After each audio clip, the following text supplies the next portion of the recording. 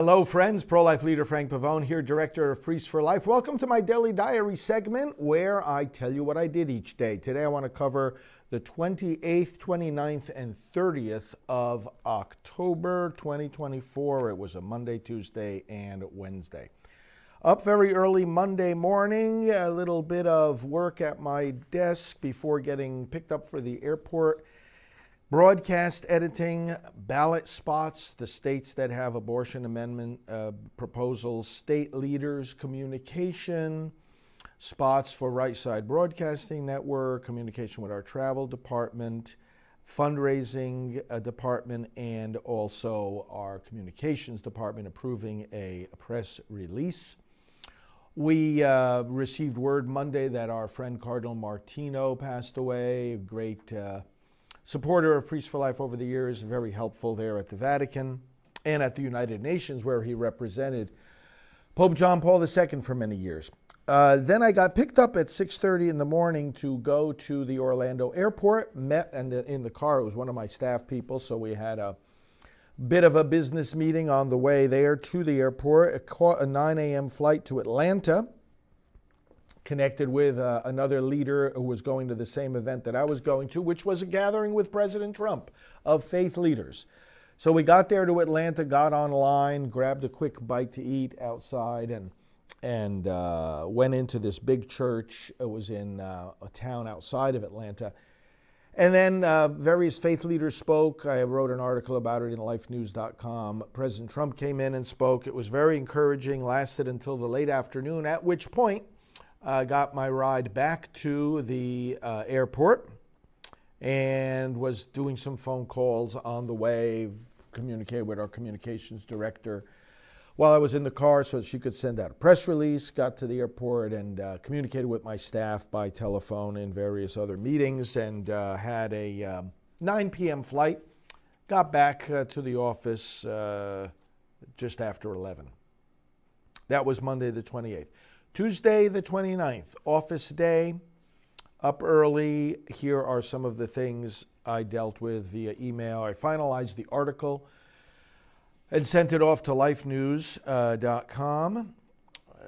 Talked in email and paperwork about the webpage for candidate information that we have, preparing an action alert with our staff, approving an appeal, doing a column about the ballot measures, more communication about leaders following up on, or rather planning a follow-up to Election Day, communication about the former abortionists that we've been interviewing, different events here in Florida that I recently spoke at, some communication of follow-up from those events, media requests, pro-life leader meetings, travels of Father Dennis, promoting our radio spots, and I mentioned the column about Monday's event. Had a meeting with our administrative team in the morning, and then another meeting with them in the late morning, kind of huddling to figure out the very best and most effective things to do in the final week before November 5th, Election Day. Had a quick lunch, was on the Charlie Kirk show in the early afternoon. That was great. 1:30 appearance on his show, lasted for about 20 minutes. More work at my desk. At 3 p.m. interviewed an ex-abortionist. He was talking very strongly about the elections, about the corruption of Kamala Harris. After that, meeting with our executive director, and then a 4 o'clock meeting with a reporter wanting to talk about the Nebraska state ballot measures, one pro-life, one pro-abortion. Back to more work at my desk, end-of-day updates from staff, then the 6:30 end-of-day update from Mark from our administrative team. I took my daily walk at that time. Came back in, had a quick dinner, and then went live on this broadcast network at 8 p.m. for an election-related Praying for America show.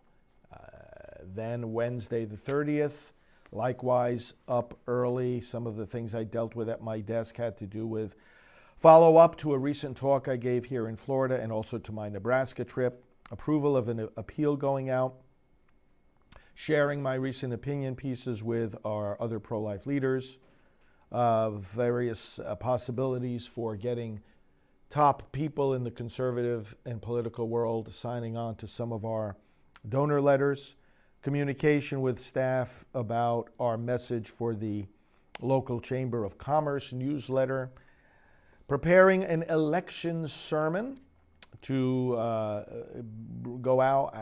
Actually, that was one of the tapings that I did, and we're sending that out to churches around the country so that pastors have a good idea how they have to preach this last weekend before the election, or what preaching might be effective in getting out the vote. Worked on some edits to our travelogue mailing and also some invitations for trips. At 8:40 in the morning, I had a live national radio interview, The Jenna Ellis Show, followed at 9 o'clock by a meeting with some of our executive team, followed at 10 o'clock by the live scripture broadcast that I did from here, followed by more work at my desk and lunch, and then meeting with one of our data associates at 2 o'clock. And then came back here in the studio and did a live prayer session at 3 o'clock, the Rosary and the Divine Mercy Chaplet. Back to my desk for a little bit, and then 4:25, another live interview until about 5 o'clock on a radio show based in Washington, D.C. Then a little bit more work at the desk, and then 6:30, my daily half-hour walk while talking on the phone with Mark about administrative updates. Had a quick dinner, and then 8 o'clock, live broadcast right from here about the elections on our program called Praying for America. There you go. 3 days, October 28, 29, and 30, 2024. I hope your work for life is productive, your advocacy for the unborn fruitful, and all that you do each day filled with the Lord's peace and joy. I know mine certainly is. I'm grateful to Him and